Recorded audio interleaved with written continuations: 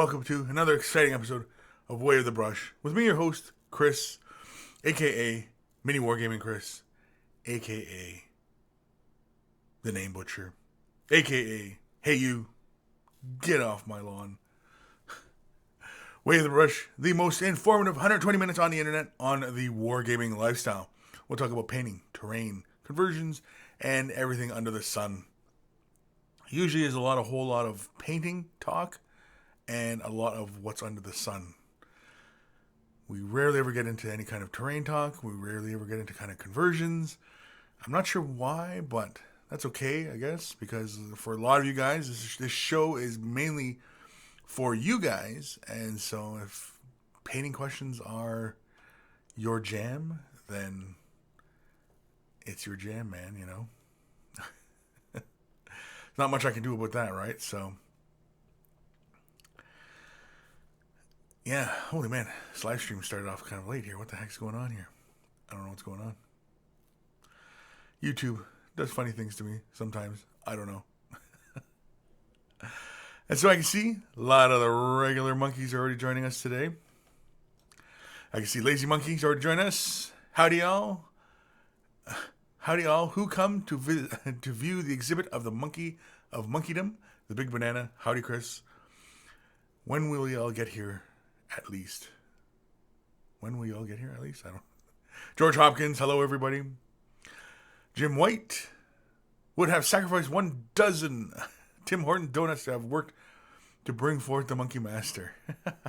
Well, thank you, Tim Hortons. I like the little Timbits. I like Timbits. The chocolate glazed Timbits. Oh, those are so good. And then even the little jelly-filled Timbits. Oh, they're so good. Ned Fink. Hello, everyone. Tolo. Buongiorno. Buongiorno. G squared 7. Hey, monkeys. The Barfing Sheep. Hello, Kris and fellow monkeys. Maybe we can summon him earlier with a lifetime supply of Mephiston Red. I think that'd be very cool. What could you paint if you had a lifetime supply of Mephiston Red? Could you paint your house? Could you paint a house with a lifetime? How far would one jar of Mephiston Red get you painting your house? If you were just painting outside your house, not even the interior. I'm talking like the outside of your house. Like, how many jars do you think you'd have to go through? 10,000?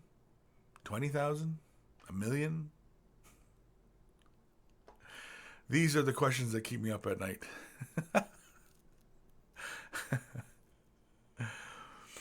Kurt Krishon, hello, fellow monkeys. Lazy Monkey, are there non-virgin snotlings? Non-virgin snotlings. Oh.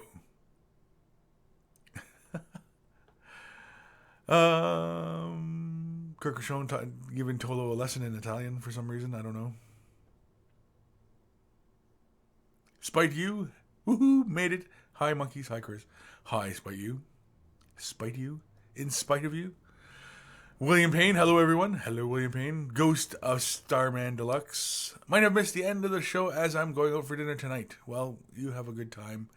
And don't eat too much bread before your meal. I don't know. That's all the advice I've got. Don't eat too much bread. Wash your hands. And yeah, that's all I got. And then pick from the middle of the wine list, because the front ones are usually the expensive ones. The ones at the bottom end are usually kind of expensive ones. Ones right in the middle, usually like the house brands and stuff like that, and they're like right in the middle. Unless, of course, you're not old enough to drink wine, then of course, I don't know, get a milkshake.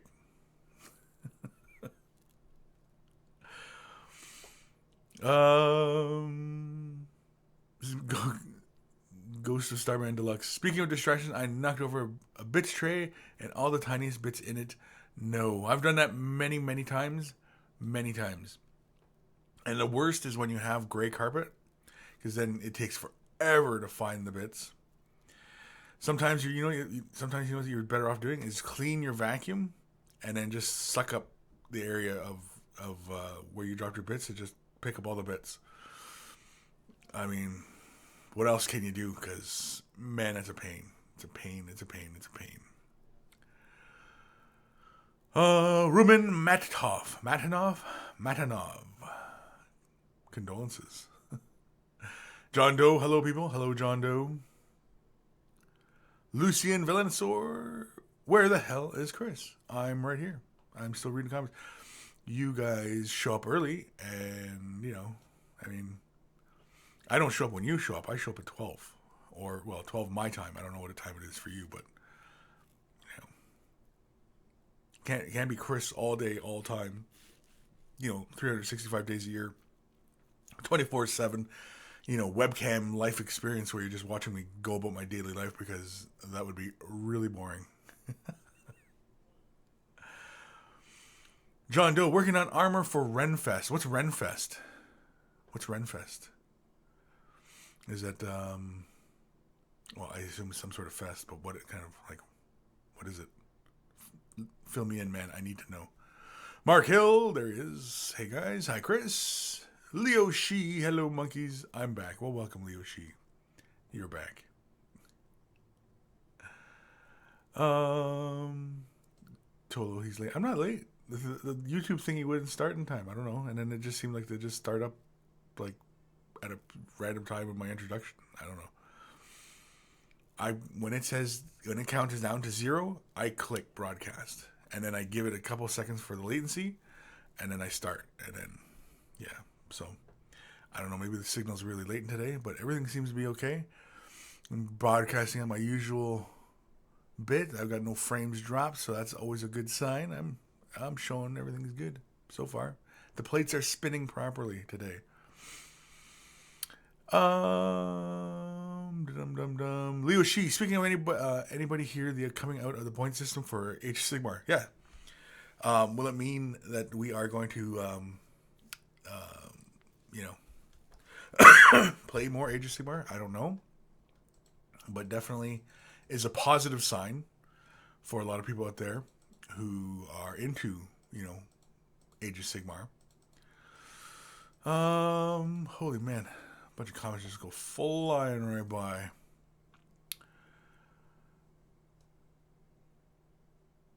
Ito Gihama, there he is. Yes. Ito. There's a name I haven't read in a while. Spanked at YouTube. Clayton Tate, morning kiddos. There's Clayton Tate. Jeez, everybody's coming in today. Clumsy Juggler. Greenleaf Train. Hi, Kris. Hi, Adam. King Luke 22222. Hey, Kris. Welcome, King Luke. Boy, oh boy, everybody's here today. Well, just about everybody.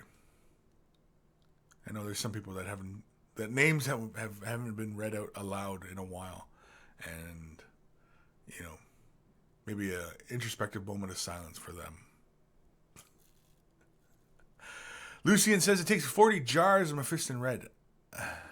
You think just 40 jars of Mephiston Red to paint a house? You think just that much? I don't think so. I think it takes way more than that. I think it takes way more. I'm sure you could work it out pretty easily, right? Because, you can work out how many milliliters of, in a Citadel paint pot to equal a paint pot of, regular house paint. And then how many, of those pots does it take to do a house? You could probably work it out that way. But then you got to reverse it, because then you got to go by how many paint pots it takes, right? So, and that's some math I ain't gonna do.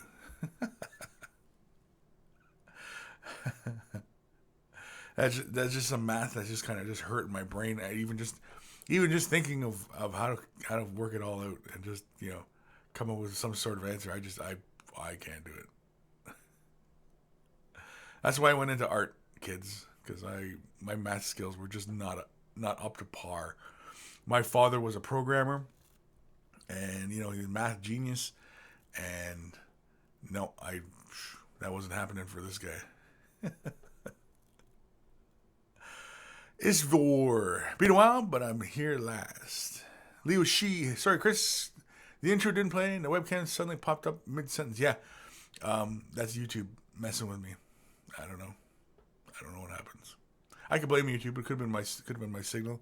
There's many factors. It's happened once or twice before, where it just didn't seem to broadcast right away. I don't know. Itogihama, Kylo Ren Fest. It's a Kylo Ren Fest where everybody dresses as Kylo Ren. Oh my god. I don't know how fun that would be actually. Lazy Monkey, hey Kris. Ren Fest is a Renaissance festival. Ah, that makes more sense. But wait, you're painting up miniatures for a Ren Fest? Wait, did I catch that part? Leo Shi, at least your introduction was lost on the live stream, at least on my end. Yeah.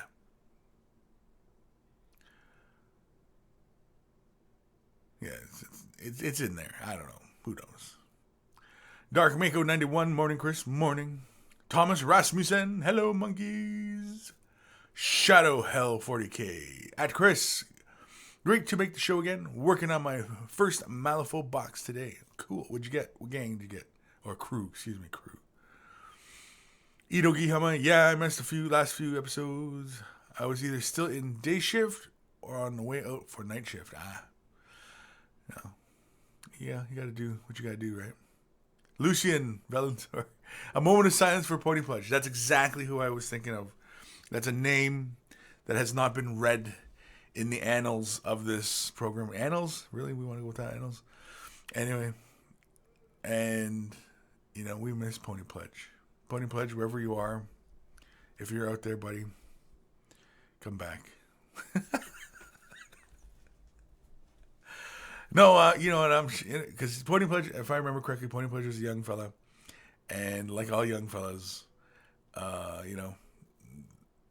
they get turned away by the opposite sex or same sex if it happens to be that way. But you just start discovering other things, and yeah, you can go on, right?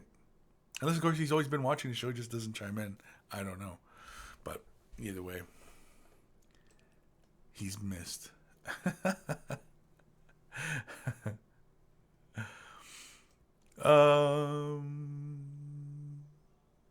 Where am I? Thomas Rasmussen, 1 million billion jars of Mephi Red. I don't know if it would take that much, but thanks for playing. Dark Mako 91 at Kris. Remember that I'm painting my Tau in chrome. Oh yeah, your Tau in chrome. Chrome. So I take it you went down to the big box store or whatever, picked up a big spray can of chrome and laid it out. Now from what I understand, even those big spray cans of chrome, it's best to lay a black gloss down first and then lay chrome on top of it. From what I understand of using those spray cans and stuff like that, it's best to lay a gloss black and then lay the chrome down. That way, because the gloss black will be nice and glossy and smoothie. And when you lay the chrome down, that mirror finish will show through and will come through on the finish, on the end result. So, and then of course once you've done that, then you can probably hit it with do you really want to hit it with a matte? Probably not. And you probably have to come in and do the other little bits by hand. Yeah. Either way, you gotta send me pictures, dude. You gotta send me pictures, because I'm curious. Dark Mango 91. I didn't like the chrome so much, so I picked Mithril Silver. Okay, well, Mithril Silver, that's fine. There are some really other good ones. Like Mithril Silver is a good silver, but if you want to go for a purest, brightest silver that you can possibly go without going to chrome, go with Vallejo's Metal Medium. It is just straight up the metallic pigment. There's no colors in it. There's nothing, there's no grays or blacks added to it to take it down just a bit. It is straight up metallic medium. Now, bear in mind, when you lay it on a surface, that undercolor will show through. So, just be mindful that it takes a few layers to build up a really bright metallic surface. I did it to a model. She's not easy to get to, but it was my Ashlyn model from War Machine, and her armor started out as pure metal, and then I just put the shadows in and stuff like that, and let the color kind of build up that way. But yeah, so I would recommend that instead of just going pure Mithril Silver, because pure Mithril Silver, it has a hint of grays in it, and it's not quite as bright a silver as you could get as if you went with Vallejo's metallic medium. And it comes in a little jar, a little thing you just lay on your palette. and just working on your model. And it's really, really bright. Expect you so shiny, so chrome. The Dr. Pepper machine, out of breath, made it. like everybody's running to this area. Like, man, I had to run back all the way home and get all my things. And anyway, Dark Mango, hey Kris, if I sent you some work in progress towel, would you show them on the stream? I would show them on the stream, or PM on Facebook. No, you're better off emailing them to me if you want. If you want me to showcase them on the show, sure. Yeah, email it to me. Send it and attach the pictures as attachments, as file attachments. Just because sometimes it's weird when you throw it into the body of the message, and it just gets weird. And don't link me to your album or anything like that, because just because it's a pain in the ass too. Just don't do it. Ito Gihama, Pony Pledge got eaten by a reindeer walking home from his granny's Christmas Eve. Yeah, could have been. Could very well have been. No, I'm gonna chalk it up to he discovered girls. I mean, that's why I disappeared for a bit from the hobby. I mean, I've been doing this since I was a young fella. And then I was around 15, 16, and, I was, partying, and girls seemed like a little bit more of a fun hobby. Until, a couple of them kind of stomp on your guts, and then you're like, maybe I'll go back to painting. Because the painting never hurt me as bad as that. And so I stuck with the painting.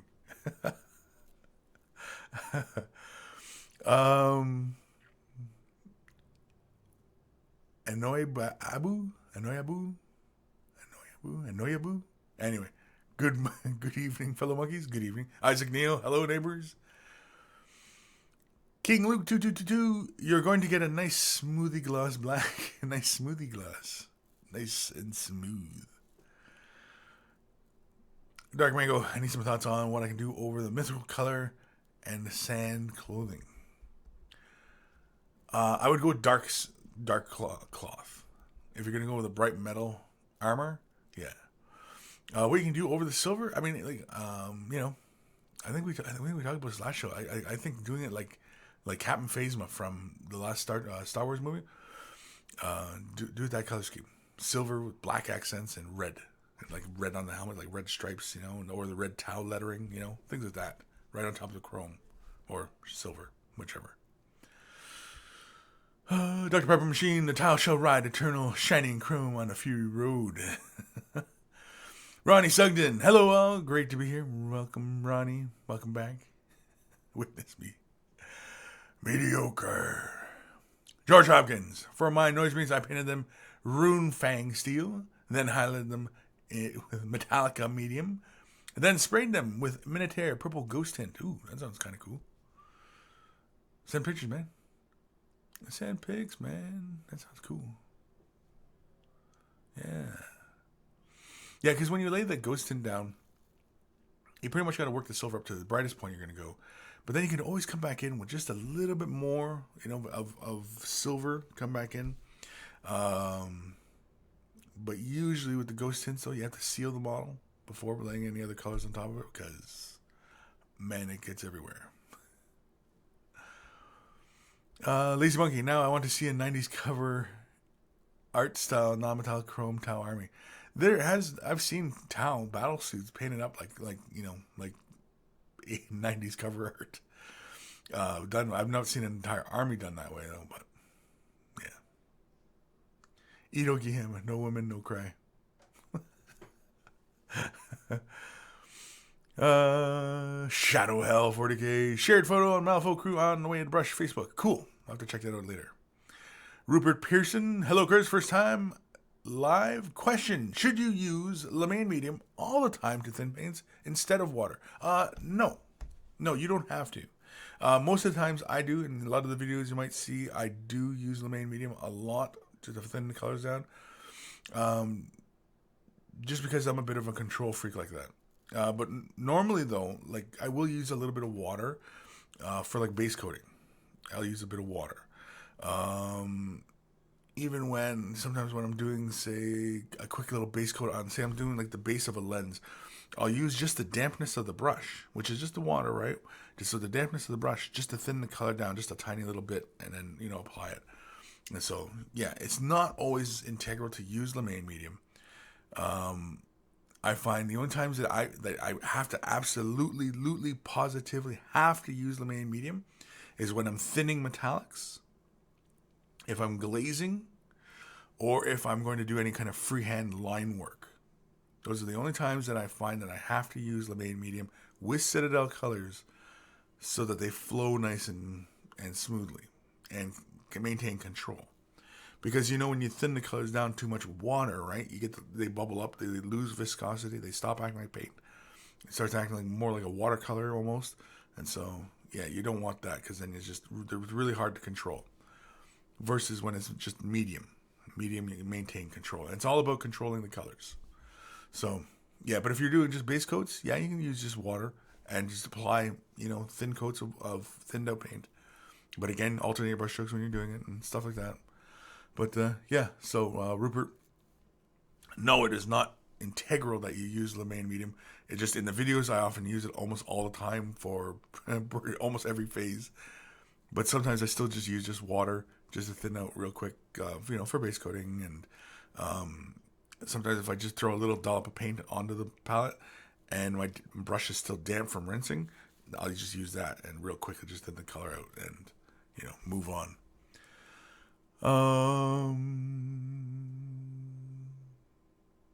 Dark Mako 91, Kris, send you some shiny tile pics now. Cool. Barking Sheep, Kris, or damn, should have played at Morton Joe. Kris should have played Morton Joe. No. Morton Kris, no. Dark Mango, what color did you say to use on the towel clothing? I said black or even Eshin Gray.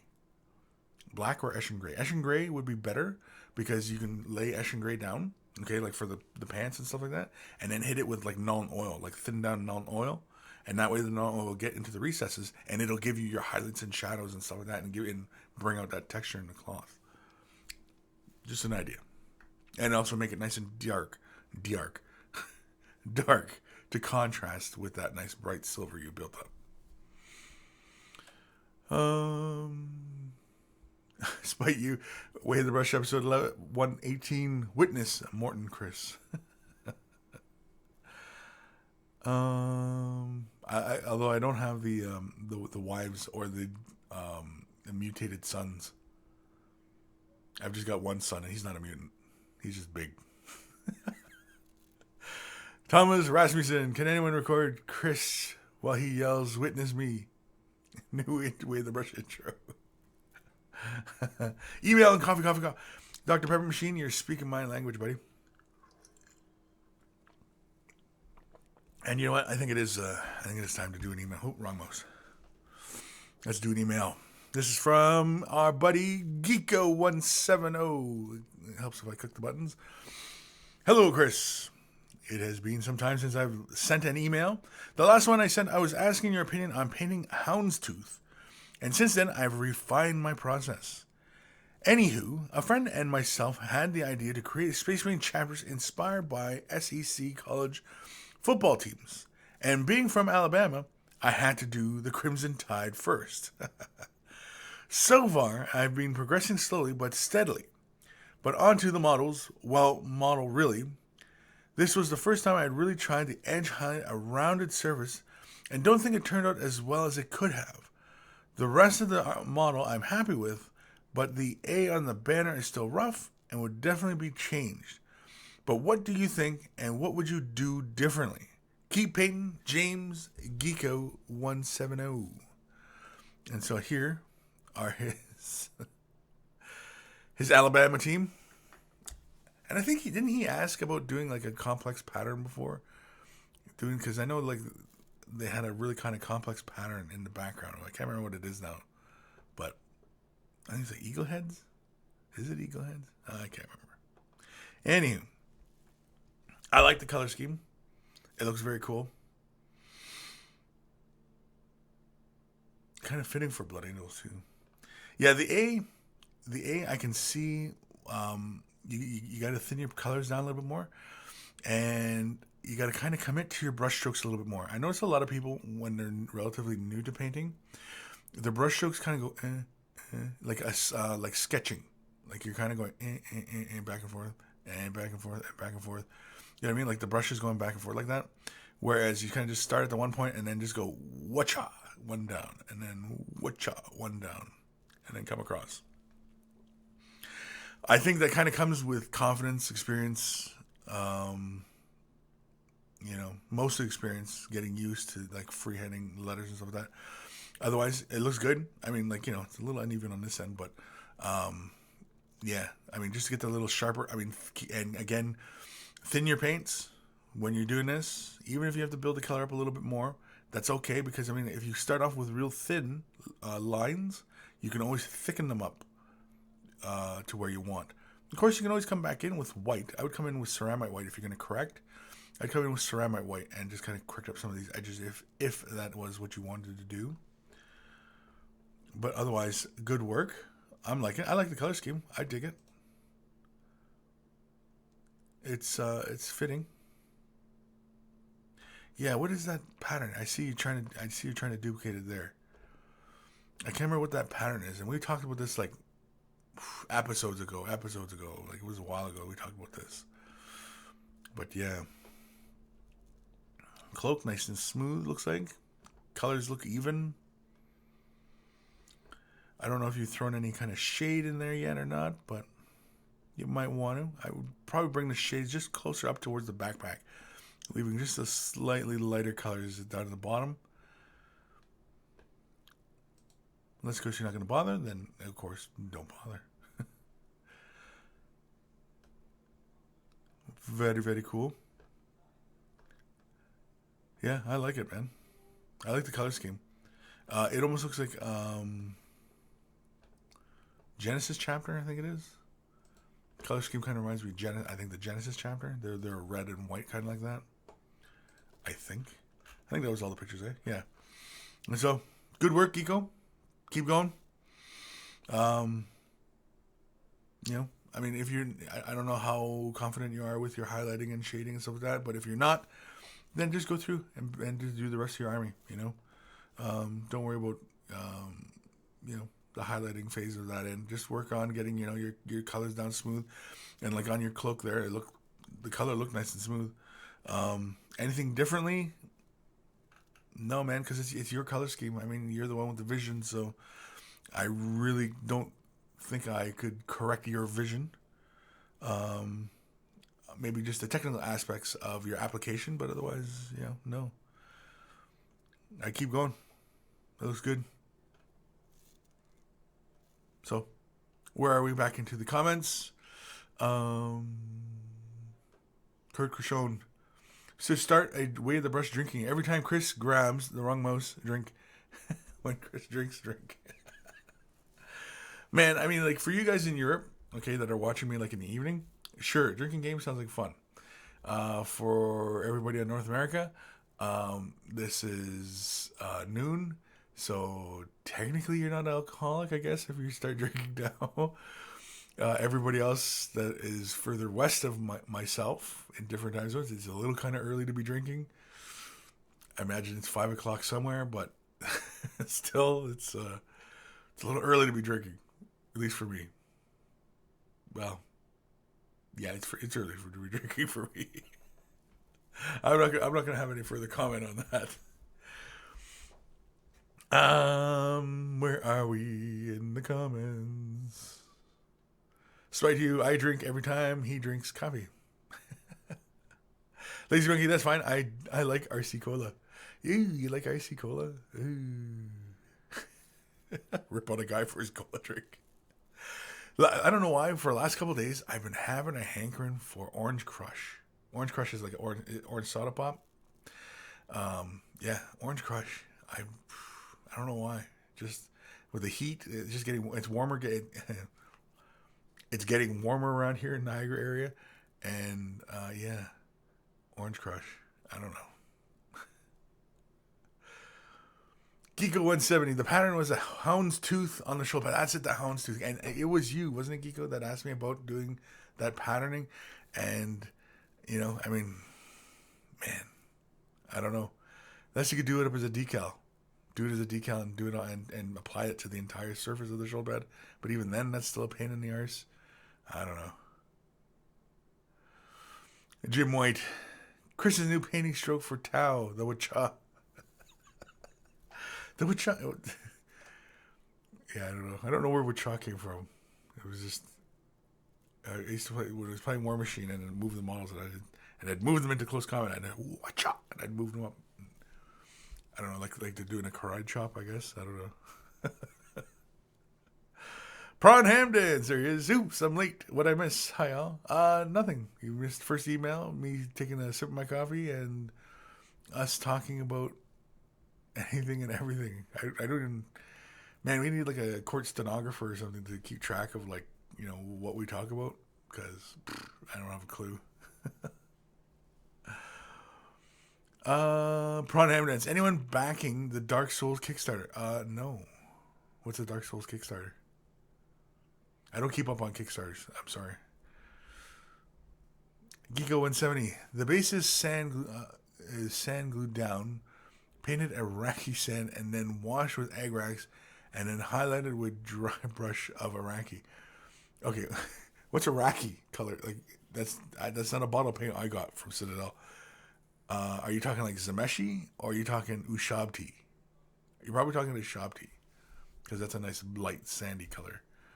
So, Iraqi. Because again, I don't recall that being on the labels of the paint pots. John Doe, it's 10:30 here. Oh, 10:30 a.m. Yeah, so see, it's a little early for you. Thomas, it's 7:30 p.m. He's getting a beer. Kurt Grishot, I never said the drinking game was a good idea, and I'm drinking coffee. No, Kurt, I think it is a good idea. You know, anytime you can turn something into a drink game, because again, it just makes it all the more fun, and especially when you can sit around with some friends, and you know you're painting, and you hear certain expressions. Oh, take a drink. You gotta breathe. Take a drink. Just make sure you don't drink your paint water.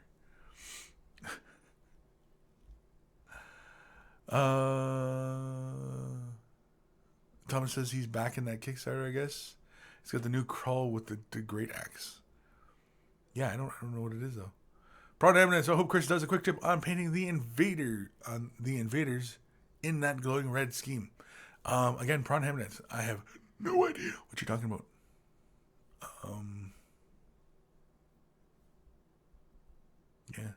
Yeah, you have to send me a link, dude. Dr. Pepper Machine, all this drinking talk has got me thinking of drinking. I shall go slinking and commence the linking of liquid to glass. The Barfing Sheep, I've got some Monster, and Rockstar is up next. Oof, man, you're going to be flying off the walls. Geeko 170, it's Vallejo paint. Oh, Iraqi is Vallejo? Okay. Iraqi sand is Vallejo. Okay, see, like, I've never seen that color for, it must be the Citadel or Vallejo model color, not game color. Yeah, Iraqi, because it's got to be a realistic kind of tone. Spite you, it's a great idea. Ronnie Sugden, Kris, are you jealous about not being in the Gorka Morka campaign at Mini Wargaming? No, why would I be jealous? I made the intro. I made the graphics. I made the trailers. So that was my contribution to the campaign. And if my contribution can be that I can help make something really cool, get people really excited about, and, you know, draw some interest, then no. I mean, why would I be jealous? And I played a little bit of Gorka Morka back in the day. I didn't really play that much Gorka Morka. You know, but yeah, I mean, no, I'm not jealous. Geeko 170, I'm talking prawn evidence. Ghost of Starman Deluxe, you're all making me want to drink. Guess I'll grab a soda. Yeah, I mean, like, you know, like here, get ready to drink, because I'm having a sip of coffee.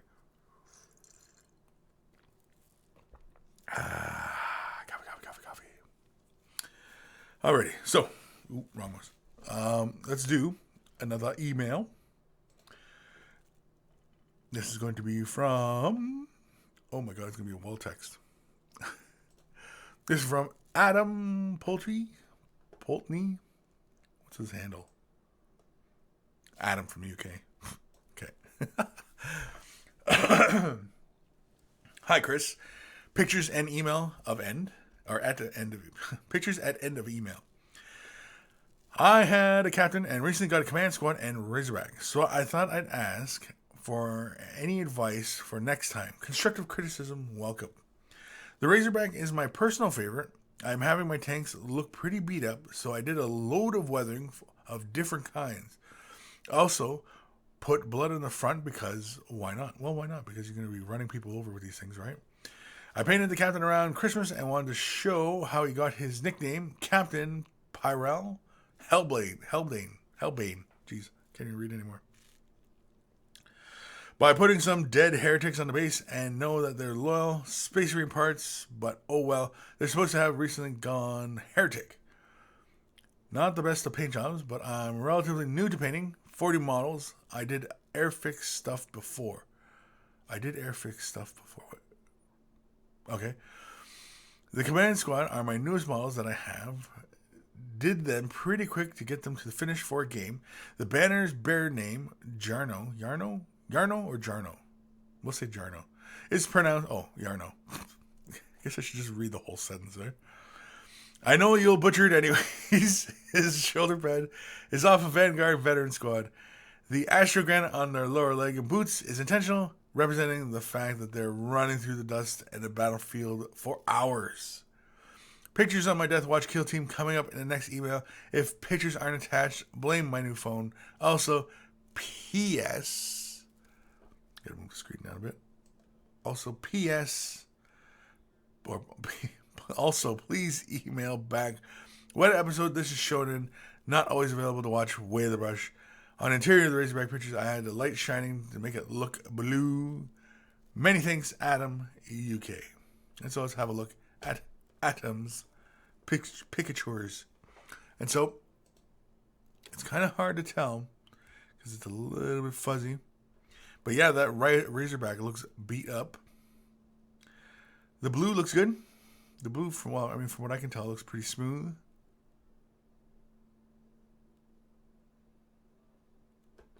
Not too shabby.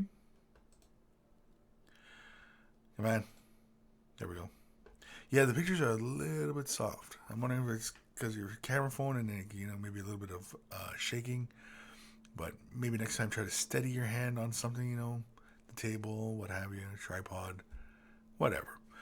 But anyway, blood in the front of the Rhino. It's gory, but sure, why not? Because maybe, they were on crowd control and they, just went through and plowed down a whole bunch of people. You never know.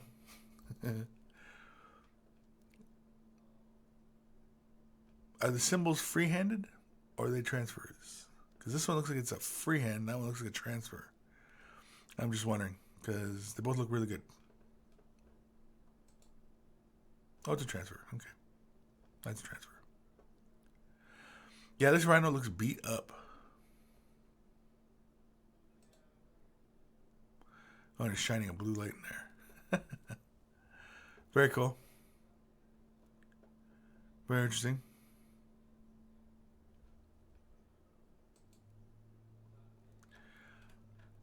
Yeah, the pictures are pretty darn fuzzy. The blue looks smooth and good. It doesn't look like you're obscuring details. The gold on the trim looks nice and even. It looks like a solid paint job to me. Other than slapping the shade washes and stuff like that. But if you're relatively new to painting, those kind of aspects can intimidate some people. I just wish these pictures were just a bit clearer. But it looks like your painting's pretty neat. And when you're starting out this hobby, yeah, you don't have to worry about shade. Well, it looks like you threw a shade wash here, which is fine. And on the gold of the chest plate too. But don't kill yourself if you don't trying to get the highlights, especially if the concepts are just still kind of relatively new to you, and Yarno. See, I said it right this time. Yarno. Banner is just ultra. It's just ultra with a big U. Very good though. Pretty good freehand. The transfers, you got to be careful. I can kind of see like where the transfer is making contact with the model, and I can see where it looks like the transfer is lifting up from the model, where air is getting in there. You may want to seal the model so those transfers don't become a problem later on. When doing transfers, it probably would have been best to give the area a gloss coat and then apply the transfer down. Just so that there's a nice smooth surface that lots of the transfer can grab hold of. Yeah. You also might want to look at getting some, because you look like you're doing pretty good with your transfers, and you look like you want to use your transfers, which is good because for some reason a lot of people are scared of using transfers. I don't know why, but you may want to pick yourself up some decal solvent and decal set, and those are really, really good tools. Well, not tools, but the formulas for helping lift the transfer from the carrier film, and also smoothing out the transfer once it's on a surface, especially when it's on like curved surfaces, or if the transfer crosses, like say, like a panel line. The decal set will help that solution, or will help that decal fall within those recesses or adhere to a curvature. So something to bear in mind. Very cool, very gory, I think, or unless you're standing on red rocks. But those look like Space Marine helmets. So I would assume that he's mushing marine helmets open like coconuts. I assume that's what he's doing. He's mushing them open, seeing what the prize is inside. Well, thank you, Adam, for sending that in. I can't close that. There we go. Yeah, Adam. Very good. Again, just concentrate on your base coats, getting them nice and even and smooth, and just get them nice and smooth, get them even, and yeah, I mean your models will look great at arm's length, as long as they're nice and neat. And you painted like all the details, gold's on its right places, metals are painted appropriate colors, stuff like that, right?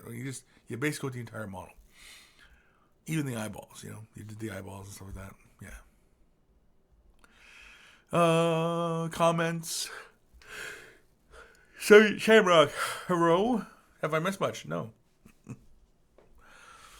Prawn ham dance drink. Okay, drink. Need coffee. John Doe. He has the highlights on the good on the flag. Just can't really tell in the pics. My connection is being crappy. Also, everyone thinking of trying freehand for the first time. Sharpie pens are your best friend.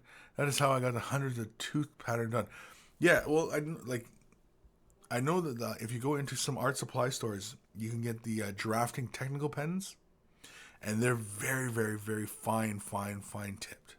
Now, I don't know if you were using a super fine tip, or if it was like because if it's just a Sharpie, I know they don't make them that precise. You have to go into an art supply store and go in and pick up drafting pens. They're for like drafting classes, right? People do blueprints and stuff like that. So they have to be very, very accurate in their lines and their measurements and stuff like that, representations.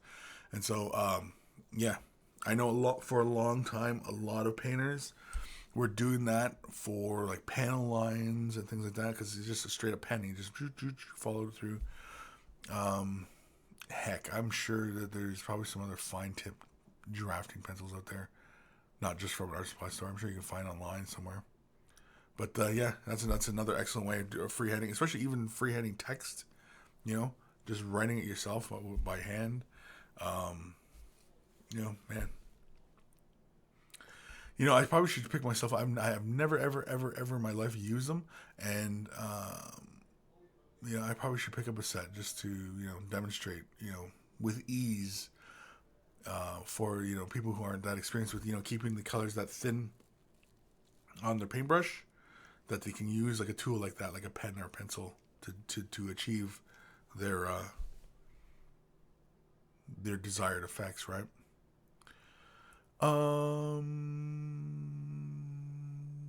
Dark Manco 91 at Kris, what if I use Shadow Gray on the towel clothing and Bad Black wash on top of that? Yeah, that'll work too. Yeah. I just wouldn't go too heavy with the Bad Black. I wouldn't go that heavy. Like I'd thin it out with just a little bit of water or something, just a bit. Not too much water, but a bit. And so that it doesn't change the gray too much. And it just, because all you're looking for is really that black to sit in the recesses of the cloth. Right? That's all you're really looking for. Holy Brain Recall coming up with all sorts of show names now. Episode 118, Drinks for the Drinking God. Beer for the Beer God. Beer for the Beer God. Snacks for the Snack Throne. Booze for the Booze God and Paint for the Paint Throne. Or is it Paint for the Booze God and Paint for the Booze Throne?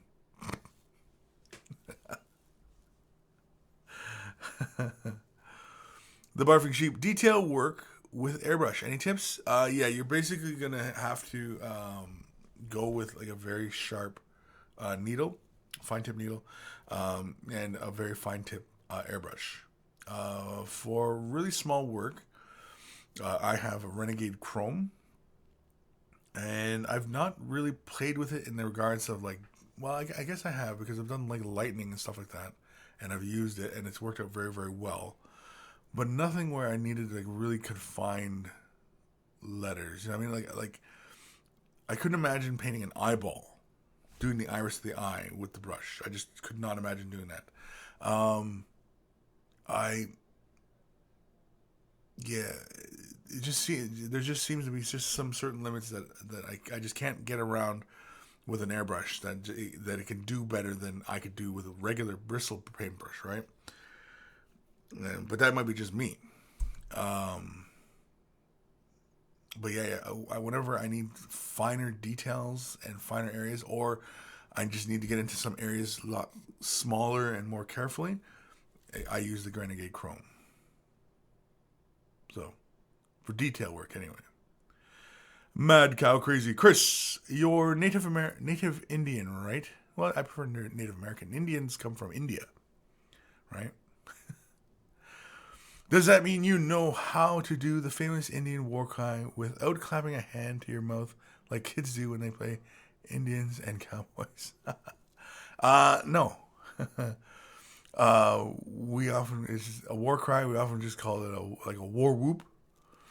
But not like you're going whoop, whoop, whoop, whoop.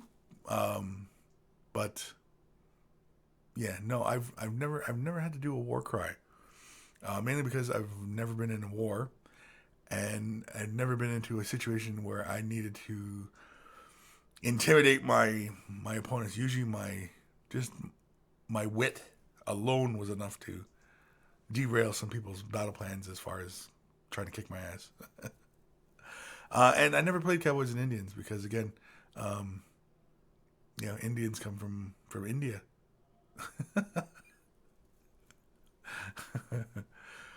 Kurt Grishon, Gundam markers. Yes, Gundam. I know there's a few companies out there who produce them. Gundam, the markers, they have like really, really small tips. Just like Kurt Grishon here is saying, micro tip markers used to do panel lines on Gundam robots and model kits. There you go. Lazy Monkey, booze for the porcelain throne. Paint in Booze Town. Prawn Hammonds, Barfing Sheep, low PSI, small needle, and don't thin the paint too much, and watch for dry tip, and sputtering is not your friend. Yeah, of course. There's a lot of little things, but it all depends on what exactly you meant by fine details, right? I mean, like getting into a panel line or drawing something, like freehanding a symbol with the airbrush, or you know what I mean, like freehanding a symbol with the airbrush. I don't know if I'd have tried to attempt it or not. I mean, I'd probably try to attempt it, probably mess it up, and then go start again, right? But no, I still prefer to use the paintbrush to do things like that. Thomas, Chris is wearing war cries. Witness me. No, I don't have a war cry. Again, because I've never been in a war. Excuse me. Robert Pearson. When dry brushing, should you use the paint as is, or should you still thin it? If we're talking about Citadel paints, I always recommend thinning it down. Yeah, when you're talking about base coating, highlighting, not so much dry brushing, because you're just going to grab it and wipe it off anyway. And, you know what I mean? Better to have a stronger pigment on the bristles as is. But for generally though, yes. For Citadel paints, yes. We're talking most of the time thinning the color down a bit. Just a bit. It all depends though on varying thinnesses, right? Like I said, with the base coating, you can thin with a bit of water. You wouldn't really go more than, say, a drop of paint and, half that in water. Maybe. That's quite a bit of water in that mixture. But closer, I guess, to 1-on-1. But 1-on-1, it gets really, really thin. And you're going to be doing like 5 coats. But, you're going to have a real nice, smooth finish. But, yeah, it's not entirely necessary. It's more like a 2-to-1 or even a 3-to-1. 3-to-1 is probably better to start off with, like 3 little dollops of paint with 1 dollop of water and mix and see how thin it is and, go with it. Of course, too, if you have a wet palette, you can play around and, play with your colors a little bit longer and get more life out of them, I don't know if you are familiar with wet palettes, but yeah, definitely. I definitely would recommend you use a wet palette, especially if you're going to go into a good painting session where you're going to be working on a whole bunch of models, and you want to have that same color. Maybe you mix a special color, and you want to mix it right. But yeah, Deco 170. The famous war cries of natives was the Apache and Comanche tribes in the Midwest. Yeah, well, a lot of people do. It's a battle cry. People all over this planet have done battle cries. Japanese, Chinese, Russians, Afghani. Everybody's got war cries. This entire planet. Humans are humans. And there's always some sort of war cry. Ghost of the Shaman. Starman Deluxe. Oh, why did we read that? Shaman. Anyway. You could do that really manly wrestler voice you do to intimidate others. The manly wrestler voice? No, I can't do it. I kind of had a sore throat, and I can't do Randy. I can't channel Randy the Macho Man. I just can't do it. Well, I could do it, but I'd rip up my throat. Geeko 170. Also on a history note, who has seen the Battlefield 1 trailer? I have, and I'm super excited to play that. I'm super excited to play Battlefield 1. It just looks like it's gonna be a ton of fun.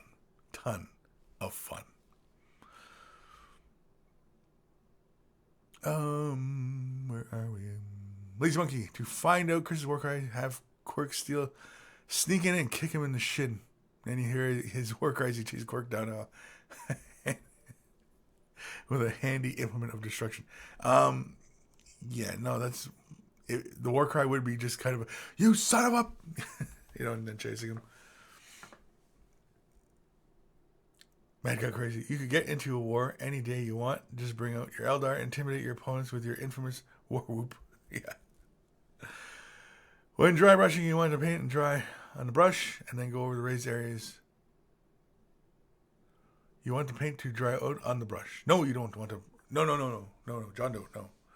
When dry brushing, you want the paint to dry out on the brush and then go over the raised areas of the models. If it's thinned down, it'll work like flat brushing and give you flat areas of color. No, okay. Back up a sec. John Doe, when you're dry brushing, you don't want the paint to dry on the brush. Okay? You grab a little bit of paint. And I'd recommend you even still use a palette to work with your colors. Lay your color onto the palette. Take your dry brushing brush, whatever the brush that may be. Usually it's a beat up kind of brush. You don't want to use your good precision brushes to do dry brushing. You want to use, older base coating or larger brushes that are good for getting beat up. You apply the color onto the bristles. And you're applying the color only about halfway up the bristles. Now you're not soaking the brush in it. You're just drawing it across the palette just to get a little bit of color into the bristles. Then with a with a paper towel, Kleenex, tissue paper. I often always use an old T-shirt. I don't know if you see this in some videos, but I often use an old T-shirt.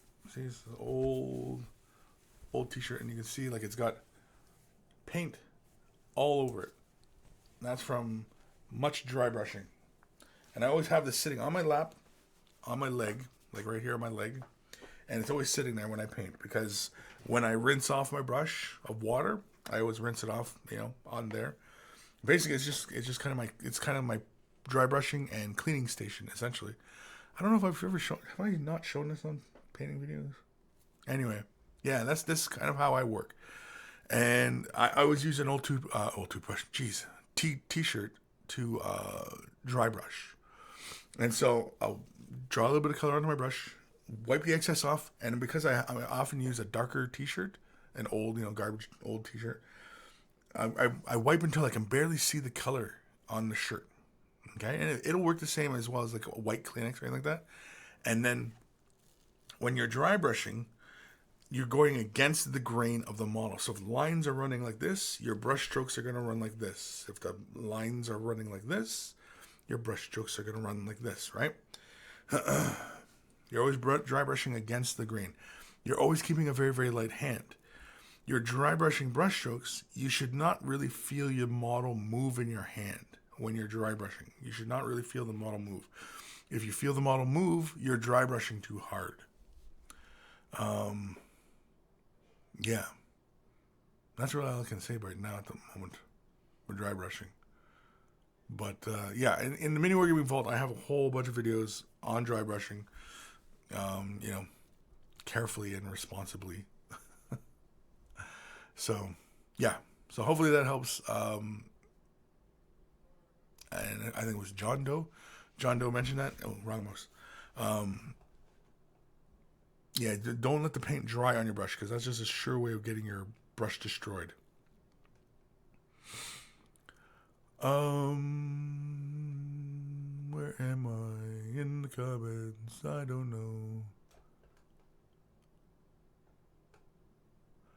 Thomas. I'm currently in Bucharest with a lot of NATO dudes. Don't forget the famous French war cry, run away.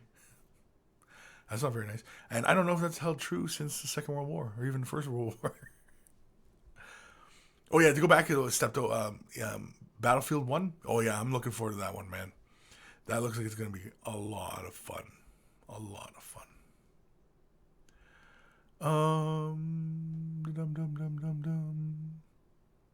Alexander Musel.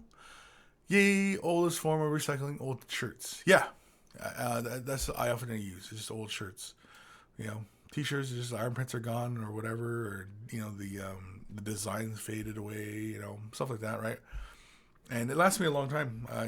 This shirt, I think I've been using this shirt since I moved down to Welland to work for Mini Wargaming. I've been using this shirt, and this is all the painting I've done with it. Maybe more. Yeah, I mean, like there's some good crusty spots on it where the paint was like really heavy. Sometimes, the paint pots get really bad, and so you just use the shirt and just wipe the paint off and what have you. Robert Pearson, yeah, Kris, I use Citadel. They do their dry range too. Should I thin that down? No, the dry range the dry range is really good. The dry range is designed to be just dry brushed. So when you're using the Citadel dry, the main intent of that design, those colors, is just so that you're going to dry brush something. And so basically you're going to take your brush, dunk it into the end of the paint pot, grab a bit of color onto the bristles, wipe the excess off, and then begin dry brushing. And in that regard, Citadel Dry works really, really well. It works really, really well. The pigment is so strong in those jars that, you know, it's just like almost like solid pigment essentially, and you just dry brush away, and yeah. Lazy monkey. Kris with a crusty shirt in his lap, saying it's from paint. Mm-hmm.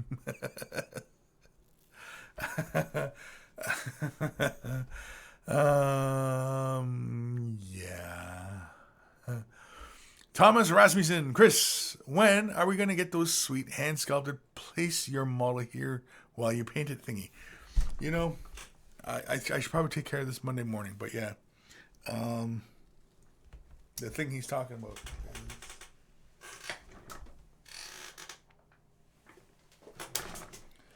Yeah, I'll probably have to talk to Matthew, but it's these little things right here. You see him a lot in the videos for anybody who's watching, you know, a lot of mini wargaming. It's what I'm holding the miniature onto. And I think what it is because I haven't made a commercial. I wanted to do a commercial for these, just kind of showing the benefits of them and everything like that. But I think by now a lot of people are already kind of familiar with this thing. It's not like a plinth or anything like that for the model. It's hand cast resin. It's big enough to hold any 40K model up to Terminator size, and then War Machine. You can also fit the large base of War Machine on the opposite end. It's got a grip, so it's easy to hold, and it's about the size. It's about half the size of a hockey puck. If anybody knows what a hockey puck size is like, I don't know. She's about, I think, 2.25 inches wide, something like that. But yeah. Yeah, I should talk to Matt on Monday though. Just put them in the store because I got everything going for them. I got a bunch ready. Got a package. You know, just chuck them up in the store because we had already talked about, you know, they'll be selling them through the mini wargaming store. So yeah, I should probably talk to him on Monday.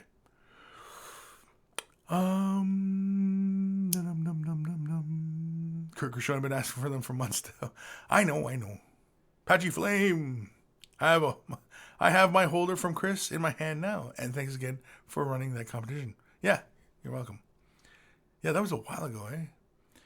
Speaking of competition, well, it wasn't competition. It was just giveaway, wasn't it? Because summer's coming up, and you know, in the summertime I usually like to take a break. Way of the Brush takes a little break, but before we do that, I'd like to do a little bit of a giveaway. What should we do for a giveaway this year? What episode would that be? I don't even know. Maybe episode 125, maybe? Something like that. Yeah. Geeko. Crusty shirts, booze, and paint. Yeah, okay. I'm done. I like that title. But yeah. Shoot me an email, guys, if you guys kind of have like an idea, like, you know, what we should do for, you know, not like, I guess just a regular giveaway, or just do it like, you know, like how we normally do them, you know, just do a draw through the thing. Because I mean, like doing like a competition or something like that, I don't know if I'm up for that versus, you know, just, you know, doing a straight up kind of, you know, draw or, you know, raffle, or I don't know who does raffles anymore. But anyway, you guys get my point. Kirkishon, give away the holders. I could give away a bunch of them. I could. I suppose I could. Just make sure everybody's got them in their hands. Away the brush painting competition, Dr. Zentos? I don't know. See, like, yeah, I don't know if I want to do a competition. Mainly because, I mean, like, I don't know if we get enough entries to really kind of, you know, make a good show of it. You know, and again, with online kind of thing, I mean, like, it'd be better if I could judge the pieces myself, which means that you'd have to send them to me so that I could judge them, right? And that takes too long, especially if you guys are in like Europe or if you're in Asia. And because I mean, like, Canadian Post is horribly slow. So yeah, something else. I think giveaways are better, but what to give away, I don't know. Maybe like a box set or something. Maybe a couple boxes. I don't know. Figure out something, I guess.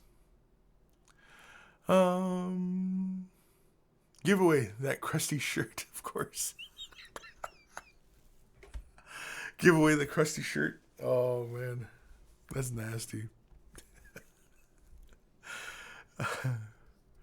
Tyler Bortel. I use tested plastic cement bottles for model holding, childproof top spins. Take turning the model without resetting me grip easy. Yeah.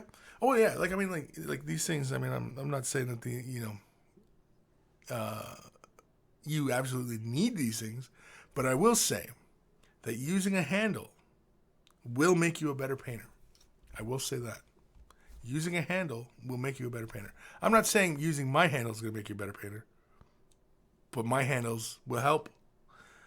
But using a handle will make you a better painter. Being from like cork, old paint pots. Some people use that like doweling. There's all sorts of things. But using a handle will make you a better painter because your fingers have oils on them, and so when you're holding the model just by its base, your fingers are still rubbing up against it, and the oils from your fingers are still getting onto the model. That can cause the paint to kind of fall off of the model, and that's no good. So always be mindful of that. Ronnie Sugden, Chris's Crusty shirt giveaway. That just sounds awful. Chris's Crusty shirt. Oh, man. That's Nurgle Bums. Are we back on Nurgle Bums again? Lazy Monkey. Using Chris's handle while wearing a Way of the Brush shirt will make you instantly awesome. Now, that I cannot disagree with. That would make you instantly awesome.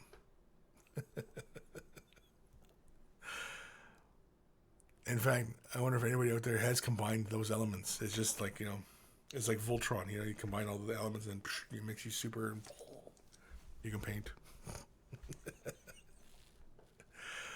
All right, let's do another email. What time are we at? Holy man, it's already 10 after 1. Jeez Louise. This is from Adam again from the UK. Hi, Kris. Thought I'd send pics of my Death Watch kill team that I made just before Death Watch Overkill came out. Well, the BA Terminator, the Devastator from my friend's homemade chapter, the Fists of Thunder. The Fists of Thunder, it sounds like a rock band. The Fists of Thunder. And the UM Tactical Marine, who looks more like a Stern Guard veteran, came before Overkill.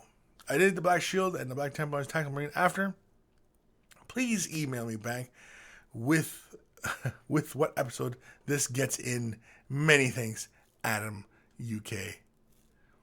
And so let's have a look at his Death Watch. Very cool. And so what does he do? He just takes like the Inquisitor shoulder pad and slaps it on there. I'm going to assume. I would assume, right? I think more purity seals.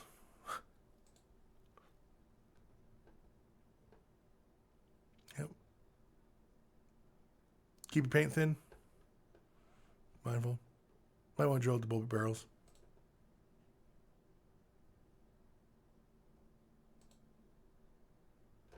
Mold lines. Get your mold lines.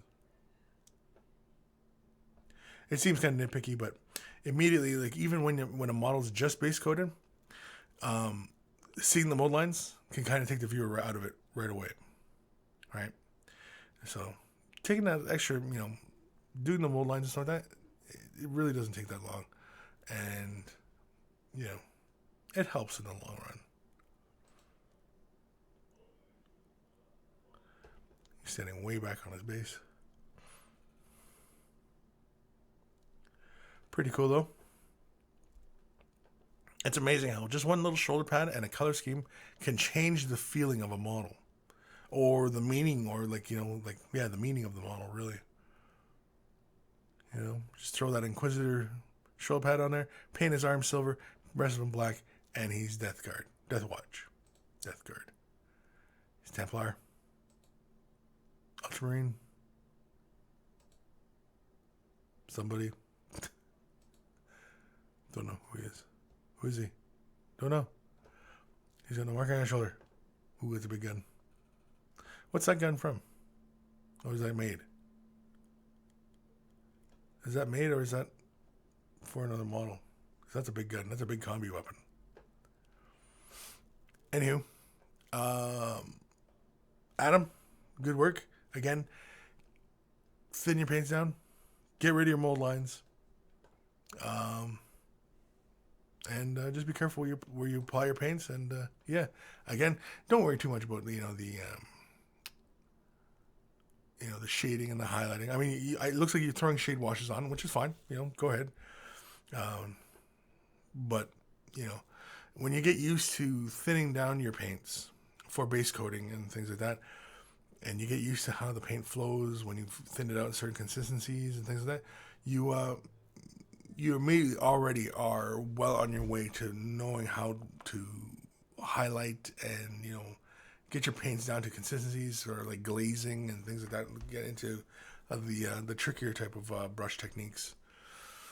But yeah, good stuff, Adam. Thank you for sending that in. And continue to send more pieces in.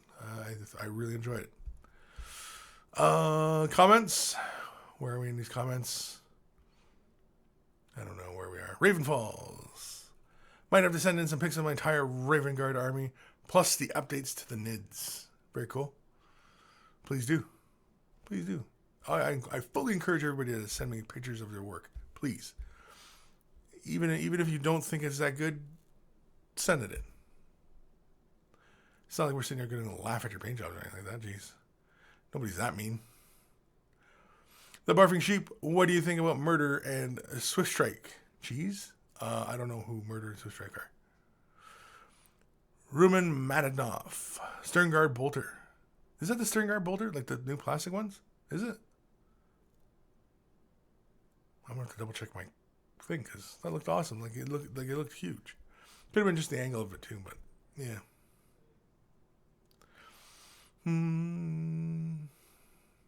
Lazy Monkey. The cure for failing memory is to wear away the brush shirt while painting a mini mounted on Kris's handy handle, just so you know. Kiko. Now I made a metal band. Made a Space Marines named Thunderfist, Dark Angels on the lead, Ultramarines on bass, Blood Angel on vocals, and Iron Hands on drums.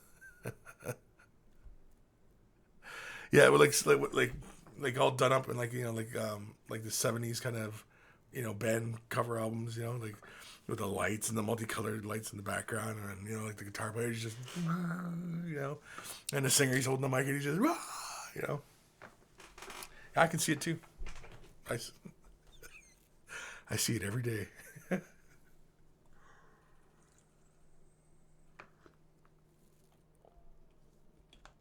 Sergeant Shamrock. Anyone see the Forge World Lehman Russ model? I did. I saw that real quick before I went live today. I checked out somebody had posted a video from the Warhammer Fest event.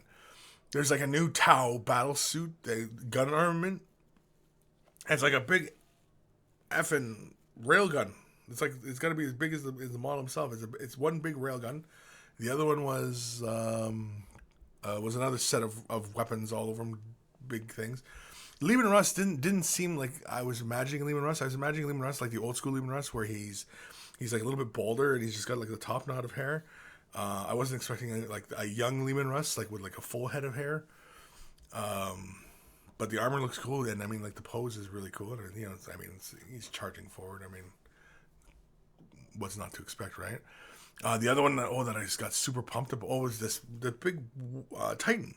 There's another Titan coming out. He's bigger than he looks like an Imperial Knight, but he looks twice the size as an Imperial Knight, and that's kind of crazy. But the other one was Blood Bowl. They were showing the Blood Bowl miniatures, the human and the Orky team, and the orcs look like from Age of Sigmar, which is awesome because Age of Sigmar orcs look awesome. And the human team, I'm probably going back to Reikland Raiders, and I'm gonna go human, and it's gonna be awesome. The human team looks great. The orcs look really awesome too. It's kind of tough because the orcs look really awesome. The orcs look like from Age of Sigmar, and those guys look really, really cool. So I don't know, it's all really tough. But yeah, I did see the Leman Russ model, and it was very cool.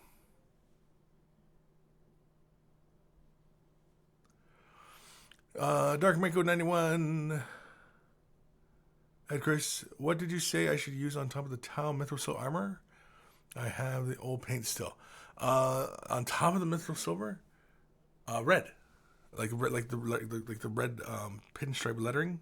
You know, like the numbers and squad markings and stuff like that. Make those red, dark underneath, red letterings. Lenses, let's say red.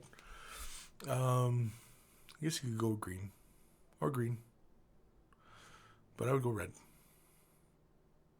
And yeah, the Tau Sep markings, I would go black and white.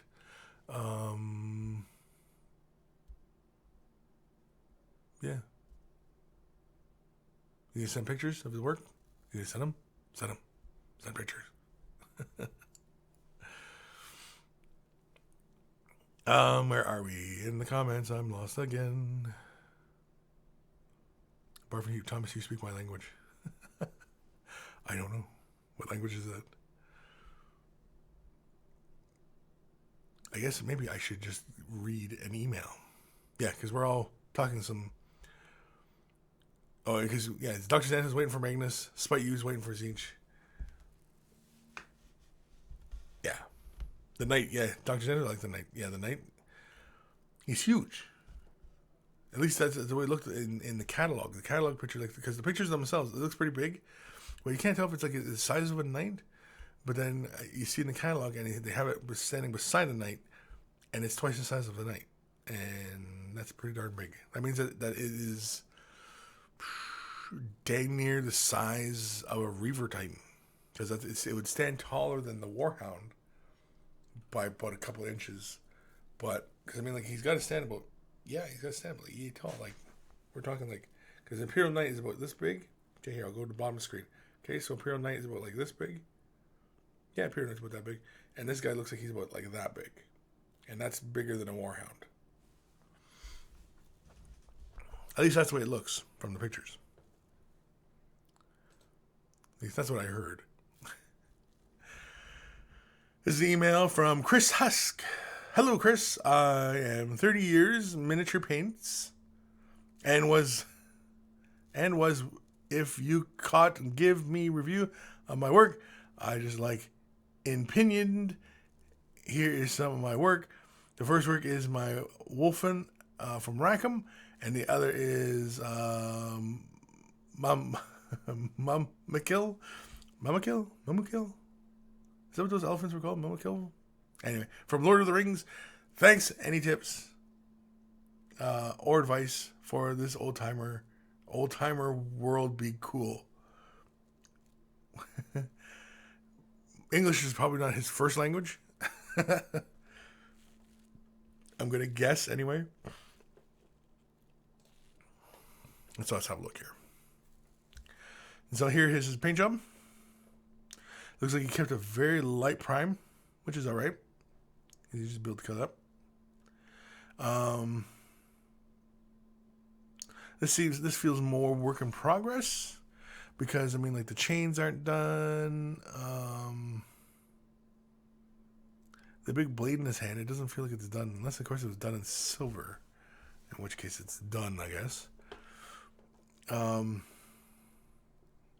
It's primarily base coated, which looks fine. It doesn't look like it's dark enough in some areas, like on the hands here. There's no coats.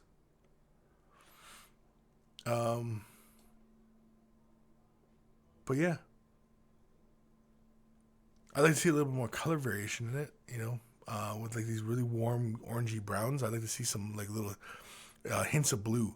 Like if you're going to do like this big blade, I'd do like hints of blue in it. Like if you're going to do steel or metal, I'd do it like with hints of blue in it. Little metal buckles, you know, little chains, just little hints of blue here and there, just to offset and to play with that really kind of warm orangey feeling that that the model has. But otherwise it looks fine. It feels more like a work in progress. It doesn't feel like it's a complete piece. So as you continue on with the model, I'd like to see more. Here's a great big piece. This looks cool. Looks like a little heavy on the black lining around the body. I don't think it needs to be that heavy. But otherwise, it looks pretty cool. I think a shade wash to really pick out all the elephant's textures, stuff like that. And I know like these things, they have like a texture on the side or something like that.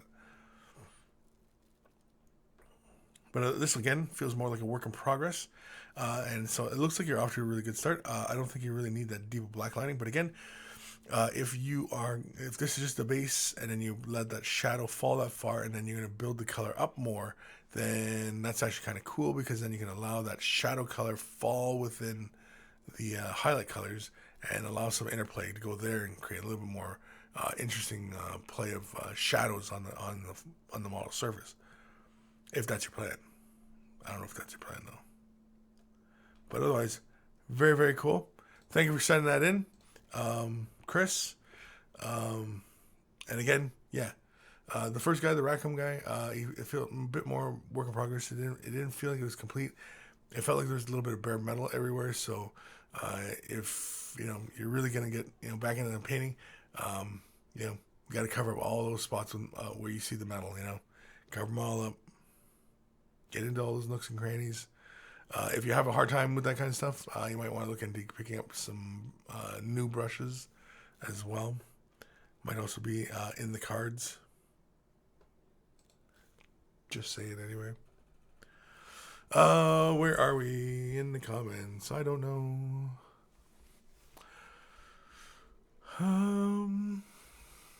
Bar for sheep. Yeah, it looks like Google Translate. Yeah, it was kind of tough to read. It was. I'm not gonna lie. It was kind of tough to read. Geeko 170 email count 4. What do you say? I gotta do more emails. I have to do more emails. Yeah, I should get some more emails done. This one is a quick one from Shane McKibbett. Hey Kris, I sent you some pics last month and you gave me some great feedback on my work and commission painting in general. It would be awesome if you could take a look at my most recent commission, a Dark Angels Librarian. Thanks, Shane. And that's his link for his Facebook, Pile Driver Painting Studio. So let's have a look at Shane from Pile Driver Painting Studio. Let's have a look here. Again, it feels like the white gets a little too thick around here, though. Kind of obscures some of that stuff. Don't rely on shade washes to get all your shadow colors in. Otherwise, look good. For the most part, nice and neat. Just this area feels a little heavy. See with the skull on his belt. It feels kind of like the paint feels a little heavy.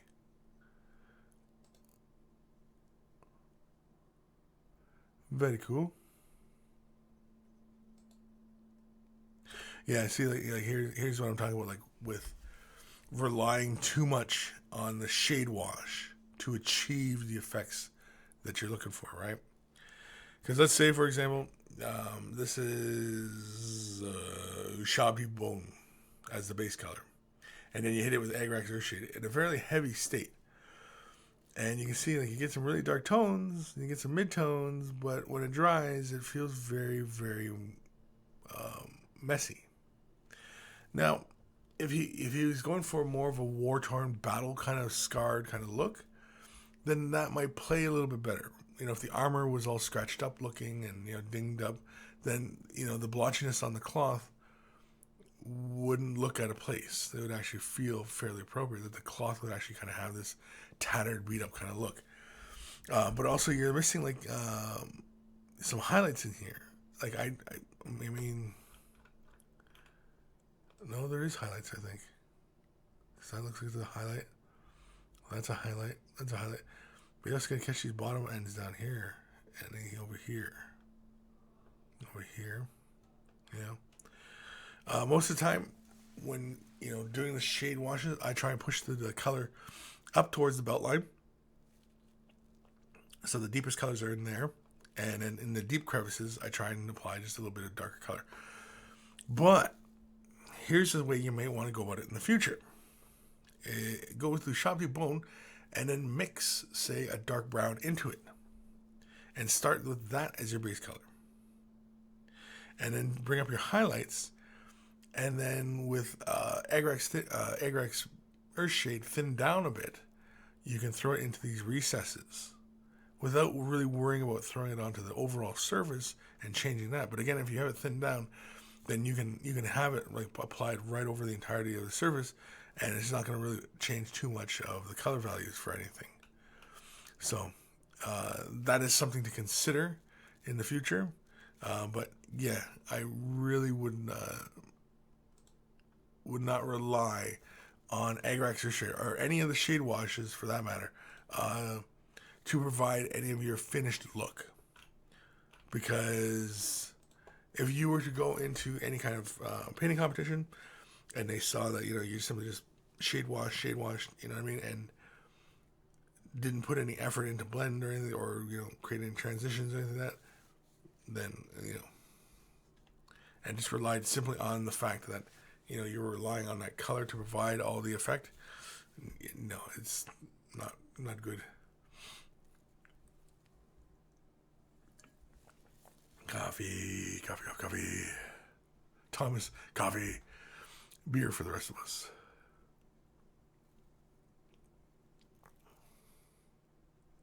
Geeko 170. All I'm saying is that you have done 5 emails now. Yeah, so?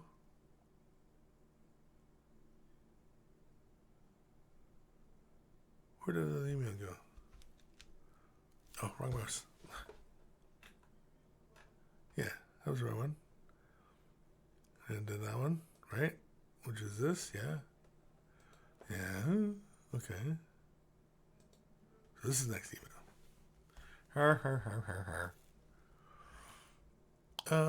Okay. So where are we? Comments. Lord Bloodhound. But anyway, I gotta go paint my AG in the colors of the Africa Corps. Though I might paint the camo they use. Okay, cool. Send pics, man. Thomas, I personally feel sepia works better for bone colors than Agrax. Well, oftentimes though, because Agrax, they're looking for that deep color in the recesses, that deep shade color, and oftentimes that's why Agrax gets picked for that role rather than sepia. Yeah, sepia does give you a warmer bone color, like on a skull or something like that. But then going in for the eyes, you want something darker in there. Whereas the transitions on the side of the head or anything like that, yeah, the sepia gives you a much better look. But it looks cool with either one or both.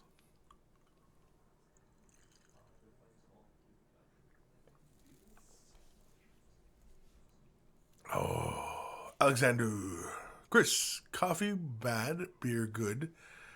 Are you brave to paint and build a Lizardman Dreadsorian?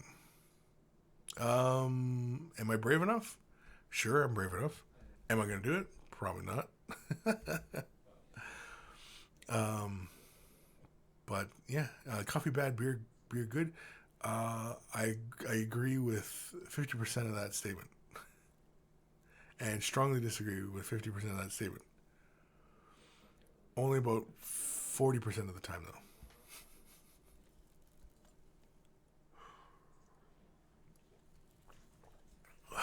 Who's that when we hear? That's Josh wandering the halls. Beardo. Yes'm. Get over here. What if I don't want it? Too bad. Okay, give me a minute. No. What, you got your pants on? Well, I gotta put them back on. Oh, you gotta put your pants back on? Okay, Gross. here I am. Okay, yeah. Look at me being Josh. Wait, where? I don't know.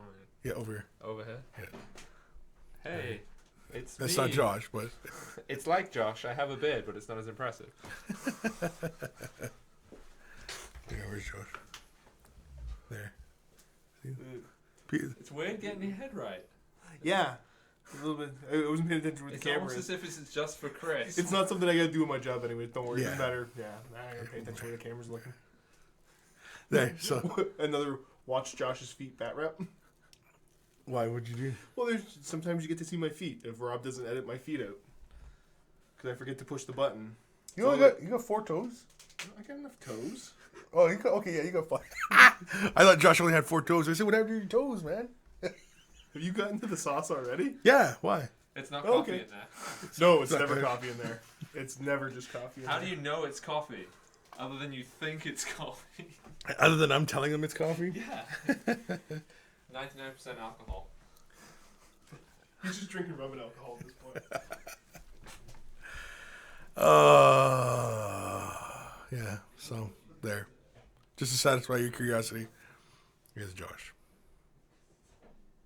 He's playing Beardo. The Beardo. Knitfink, can anyone recommend a supplier for empty dropper bottles? I have some old Citadel paints that I'd like to transfer to new bottles. I bought Reaper bottles, but was looking for something cheaper. I was looking at, you mean like, are you talking like dropper bottles? You know, you're not talking like eyedroppers, right? You're talking about like a dropper bottle, right? I've seen a ton of these on eBay for like dirt cheap. And I was thinking about doing some, some color mixes because, because I just open them up and they already have the dropper inside them, right? And so it'd be really handy for, some color mixtures and stuff like that. But otherwise, for dropper bottles, anywhere cheap, no, I can't think of anything other than going to Fleabay and finding something there. Sorry. That's about all I got. If anybody else has any better ideas, write them down in the comments and let help, who was it? Knitfink? Help Knitfink out. Where are we? The giant beard is coming. It is a giant beard. Huge.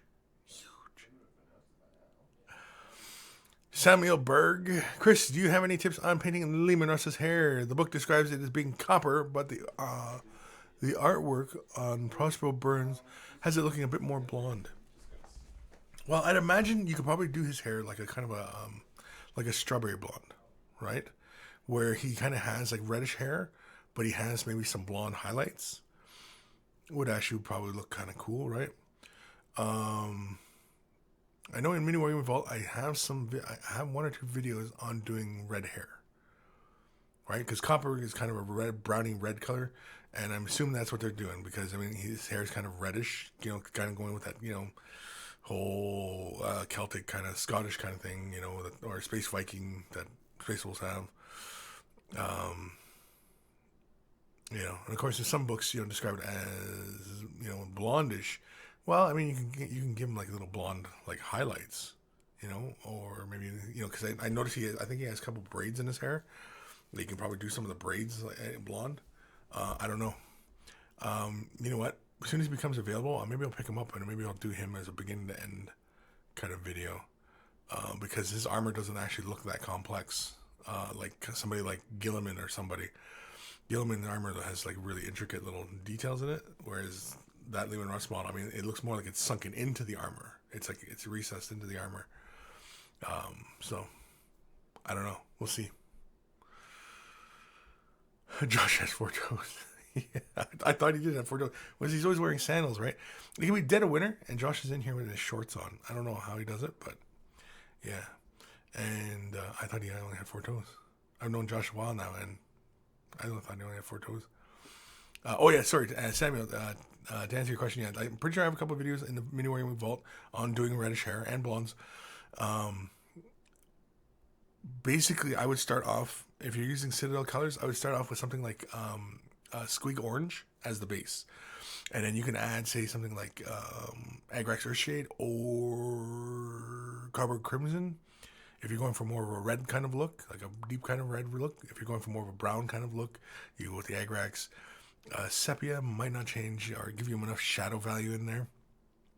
And then, of course, you can always add just simply, you can add a yellow, but I'd probably go with something like Screaming Skull. I'd add Screaming Skull to Squig Orange to bring it up to the blonde areas. And then with, if I wanted to add more yellows to it, then I would add Lamenter Yellow and just kind of glaze the highlighted portions just to get some color variations and do that, you know.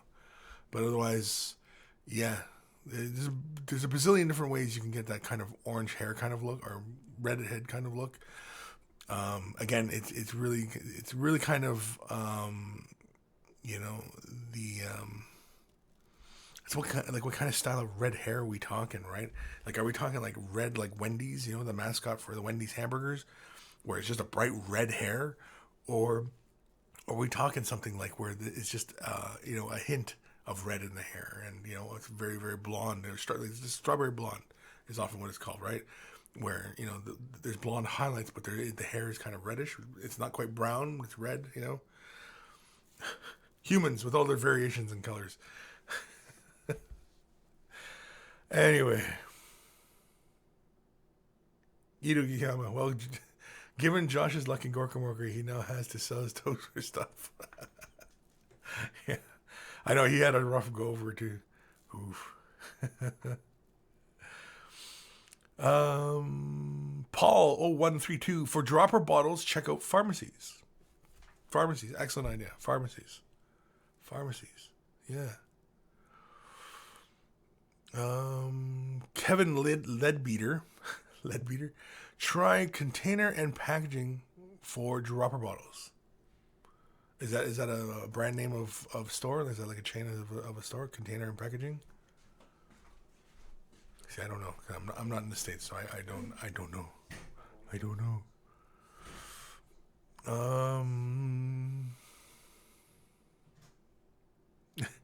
So you do a series on Rust? Yeah.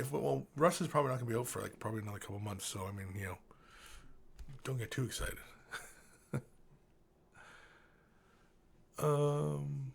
Alexander, me too. Freezing in shorts, hot day, wife beater. Rocks 92, Kris, you're the coolest. Well, thank you. I guess you mustn't know too many people then if you think I'm the coolest. That's awful. No, okay, no, thank you. Thank you for the compliment. If I'm the coolest, the Barfy Sheep. That guy that was with Josh, can you bring him back and tell him that he inspired me to play Imperial Guard? Okay. I made him come back. Okay. I gotta find the spot again now. Yeah. Is it come back and tell him that he inspired me to play Imperial Guard? Oh, good. Imperial Guard are fun. What else do you play? Everything in Imperium except Sisters of Battle, and Eldar and Dark Eldar, and a bunch of other stuff. And I have some demons now, so I have a lot of different things. Awesome. But play Imperial Guard, they're fun. Lots of tanks.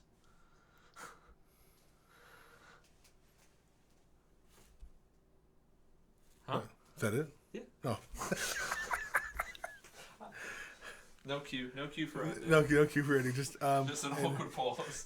awkward pause and just walk away.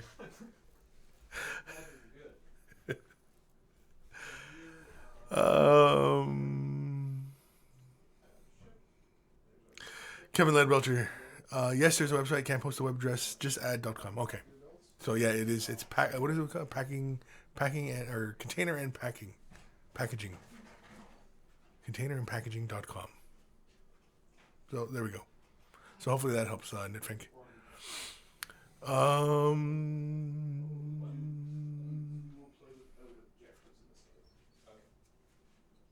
Kevin Leadbeater. Item L502C is the dropper lid and should give a list of compatible bottles. Oh, that's cool. Okay. The barber sheep. I made an awkward moment. My work here is done. So many ideas and nowhere enough money. You know, I know. That's tough. I know there's so many ideas you want to do. I mean, I can sit here like and sometimes when I'm taking a break, whatever, talk to Lee about doing like a conversion of something or something like that, and I mean, I had an idea for something kind of this Nurgle kind of creature kind of thing, and it was going to cost like $400 with the current model prices, and I said, I don't really want to build it that badly, just to build something for $400. I don't know. Flag O Crabbies.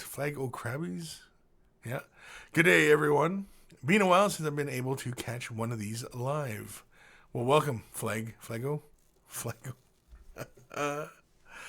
That's unfortunate. Oh, wrong mouse. That's unfortunate. Let's do an email. This is from Jay Gordon. Or John. Hey, Kris. Hope things are going well there in Welland. Being busy up here. Looking forward to being back in the summer. I just had an entry for your Way of the Brush weekly series. I used a crackle medium to make an effect for my corn demon skin bases.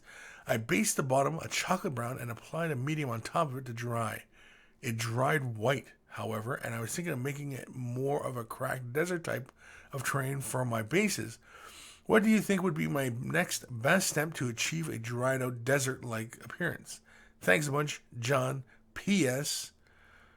The crackle manufacturer suggests laying a final layer of clear acrylic on top of it to hold it in place as a last step. So basically just as a varnish. And so let's have a look at his bases. You can see he started off with that real dark brown, right? And yeah, I mean, then it went pure white. Because I mean, like, if that was a chocolate brown, I mean, like, that's a drastic change in values. And so you can see here, but he's got like some really, he's got some really good crackles going on the bases though. So I mean, like, you really don't want to give that up either, right? Because you got some really great textures going on there. So let's go change that one. Here we go. And so yeah, I mean, you can see like all his bases and stuff. And so he wants to change it to a desert-like appearance. And so he has the darker brown. He has the crackle medium.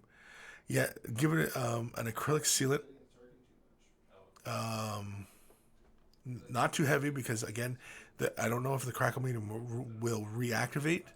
Because I know, like, Vallejo's reactivates. And so, yeah, that looks really kick-ass. Look at that.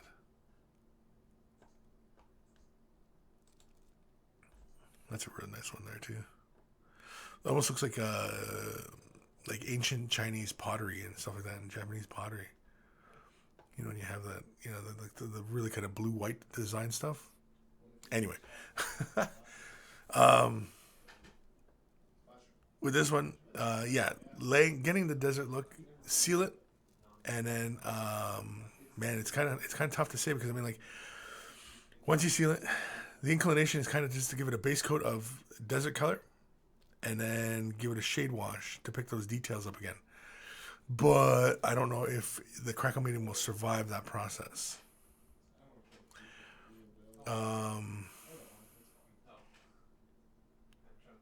Because the other one would be, I don't know if you have an airbrush, John, but if you airbrushed at a very steep angle and airbrush down the side, just so you're catching the tops of the little panels, not spraying straight down at it, but like coming at it like from a severe angle, right? And then kind of just work your way around and just kind of build the paint up onto those surfaces, leaving the cracks in place. An idea. I don't know how well it would work. But yeah, but definitely once you seal it, and like if you lay a good enough seal on there, and it retains this look and retains those details and stuff like that, then you might want to apply a fresh base coat on it. Either I would probably go with like a lighter color, like something like, say for example, like Ushabti Bone or Zameshi Desert, or something light like that, and then come in with a Agrax Earthshade, or even taking like say something like Dryad Bark and thinning it down to like a shade wash and applying it into the recesses and allowing that to dry. And then maybe a quick dry brush of like Screaming Skull Screaming Skull or something just to catch the details. Could try that. The dry brushing though might pull some of those details off. Again, I think it all depends really on how well this takes the sealant, the acrylic sealant. If it doesn't seem to take the acrylic sealant and in fact just kind of ends up flattening out or something like that, then you might have to strip and start again. Can you mix the crackle medium with color? Because if you can mix the color into the crackle medium, that also might be your solution as well. You might be able to just scrape those bases off, and go with the dark color again. Mix the color into the crackle medium and apply it. Or I know some crackle mediums work this way: is you lay your base color down, you lay your crackle medium down, and then you put another color right on top of the crackle medium, and then as the crackle medium changes, it takes on those effects.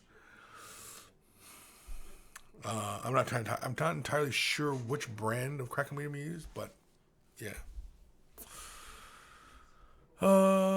Comments. Where are we? Knitfink. Thanks, guys. Kevin, that's exactly what I'm looking for. Well, there we go.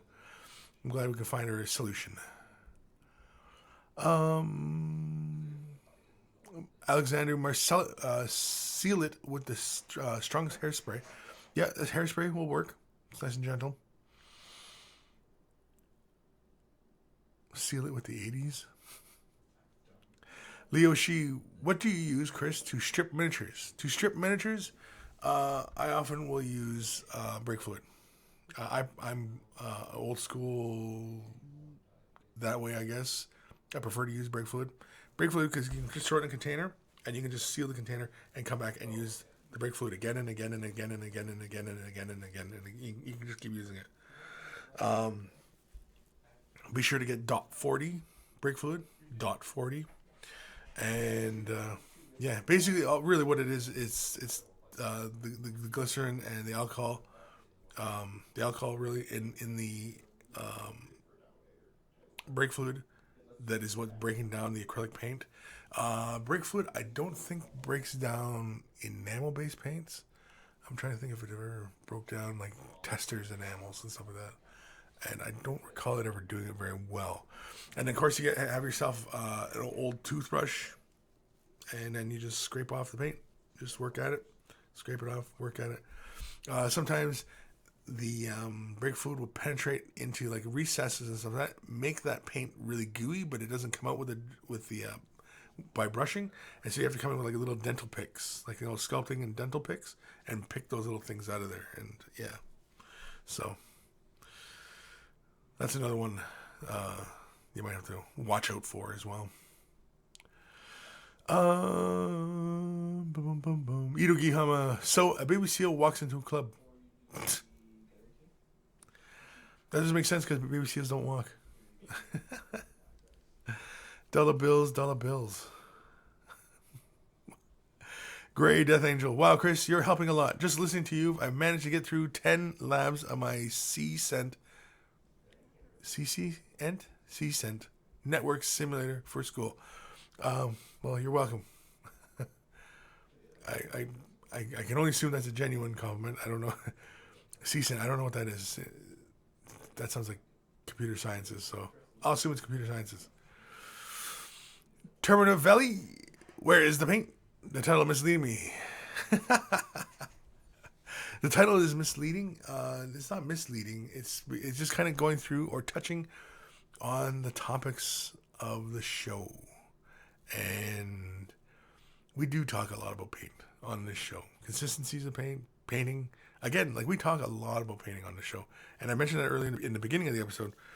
I say we talk about like conversions and terrain and and everything under the sun. But really, we end up talking just a lot of painting. And it's amazing, to me anyway, that I've gone 118 episodes now, 2-hour shows, and we can still talk about painting.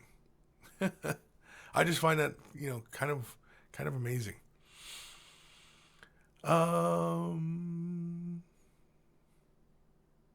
Inokiyama, how to strip miniatures. Step 1, play sexy music. Yeah, okay, you could do that.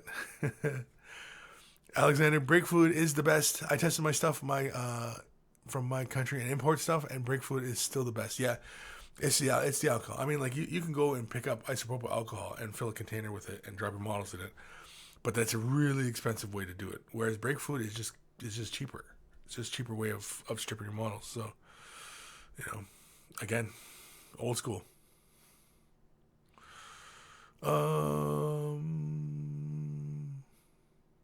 Rocks92, Kris, what is your favorite way of doing bases? Such as, what kind of environment do you prefer the most to do? You know what? I'm pretty boring. I actually do mostly just kind of the sandy kind of earth with maybe a couple pebbles and the little tufts of grass, and then I do the rim green. Really, really boring. Often it's the way I really kind of do a lot of my models, mainly because like back in the day, I used to play, like, my tables were always a lot of green, or I had the green mats, and so I play on the, basically like looking like my battlefields look like golf courses. But that was just, to play, because, I mean, like, that's all you had at the time, right? And, if the model is for, like, display, then you can paint the base whichever way you like, and really it kind of becomes partly like a diorama, storytelling for the model.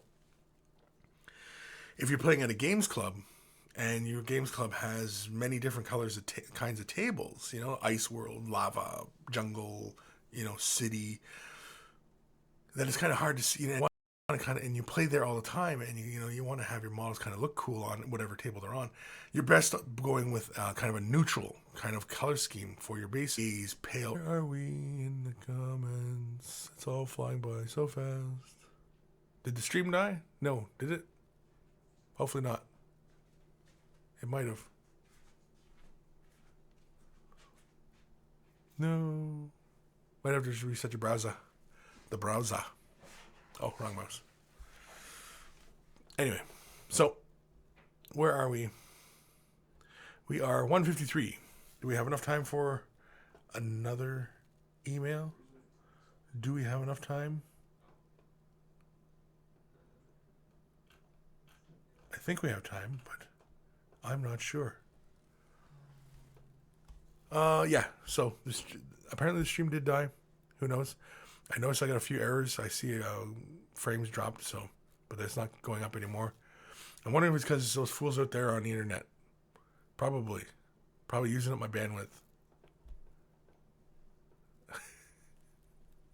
I noticed they go quiet as church mice when I said that. Josh? Are the downloads finished yet, or are they still going? Smart ass. Let's do one more email just before we get out of here. This is from Tom? Tim? I'm working on some Tau, and I'm wondering what I should do on them. Should I go all shiny and chrome? What do you think of the Decimator engine? Wait a second, didn't we already do this one? Why do I feel like we did this one already?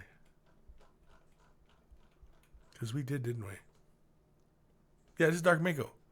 Yeah, he's talking about his Tau and his chrome, and yeah. Tom or Dark Mako, we already did this one. We did this one. Let's do this one. Oh crap, it's a long one. This is from Rumen. Hey Kris, been watching the show for some time, but first time sending pictures. This is the first time conversion attempt at Night Lords, Chaos Lord on a bike, Chaos Bikers. It's based on the Ravenwing command box and Dark Vengeance bikes. The idea is to play them MON on all. What is MON? MON. I don't know what MON means. But as Night Lords are undivided, they will have a rig. Even if you had like the Dark Eldar Scourge or something like that, like those kind of wings. I wonder if there's a smaller animal, maybe from like fantasy that has like bat wings or something, you can kind of borrow them from. But anyway,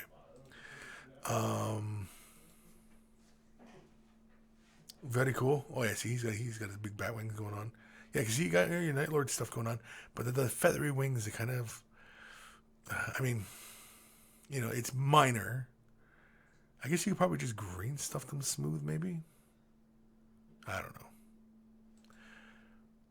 It seems really nitpicky, I know, but yeah, look at that. That's cool. I like that. He should be like tilted or something, like he's gonna come by and scrape and pick somebody up. That's very cool, though. He's scary. Chains and stuff. Also, I think would be really cool if you had like chains dragging on the back or something. I don't know. That's just up to the top of my head. Oh, MON, Mark a Nurgle bum. Mark a Nurgle bum. Yeah, you got me. You got me. The Mark a Nurgle bum. I like him though, and it's a good use of getting like using up all them bikes. He's like, look at me, look, ma, no hands. He's driving his bike, no hands. Yeah, I think these would. Oh yeah, see, he's got chains here. Yeah, so yeah, see, we're on. Oh, he's got chains here too. So we're on the same page here, dude. I think it's just the wings. I'd like to see something done with those wings. I think this would be really awesome conversion if you could do something about them wings. Something. Find a plastic bat wing. Like even in fantasy they have those bat swarms. If you just lop their wings off and just put those onto the bikes. Because I think like the Dark Eldar ones are just a little too big and broad. That like it just would be too huge coming off. But mind you, the Night Lords, some of those Space Marines, like the wings are coming off the helmet, like are just gigantic. So I don't know. But anywho, thank you, Ruben, for sending that. Are you in here today? Yeah, you are in here today. Thank you for sending that in. And yeah, I'd like to see something done with more of the wings, because I think those would just be awesome conversions if you could just do some of those wings. Because I don't think painting them red and give them a nice dry brush or anything like that and pick up the texture, it's because they're feathery, right? They look too Imperial. The Imperial is kind of just big feathery wings, whereas Night Lords is the big bat wings, right? And yeah, I think it's bat wings. And I think Fantasy still sells. Well, maybe they don't with the whole Age of Sigmar thing. I was gonna say like the bat swarms, but if you can find like plastic bat swarms or anything like that, you can fit big like the giant bats and fit those wings on there. If you're really clever with sculpting, you cast a set and make multiple castings, and so you can do all your bikes with it. Options, it's always options. Anywho, where are we at? Oh crap! It's 2:00. 2:00. Which means our 120 minutes is up. Unless, of course, we go to 130 minutes, which we're not. Where are we in the comments here? Any last comments? No one's just talking about Nurgle Bums and Jaws. We're talking about Nurgle Bums and Jaws. How do we go from Nurgle Bums and Jaws? Ozzy would make an amazing Night Lord captain. Captain Crowley. That's funny. Any questions, comments? You want pieces criticized or critiqued? I said criticized, critiqued. Send them to Kris@miniwargaming.com. It's in the description below. Anything. Work in progress. Maybe a commission painting service. Send it to Kris@miniwargaming.com. Or join us on Facebook. Just type in Way the Brush on Facebook, and you'll find us there. And, of course, Way the Brush t-shirts. You want to help out Kris and, of course, look manly as well. Or, as a connoisseur of all that is right in this world, you also may want to purchase one. And so, yeah. Again, nice to see some new faces in here today. And, of course, hopefully we'll see you guys in the next episodes. And just keep tuning in or even tune into some old ones because, again, sometimes a show will have a little nugget of gold or something. I don't know. A nugget of information anyway. I don't know. Anyway, take care of your brushes. They'll take care of you. And I'll see you guys next week. Next week? Yeah, next week. For another exciting episode of Way of the Brush, where we'll continue to talk about who knows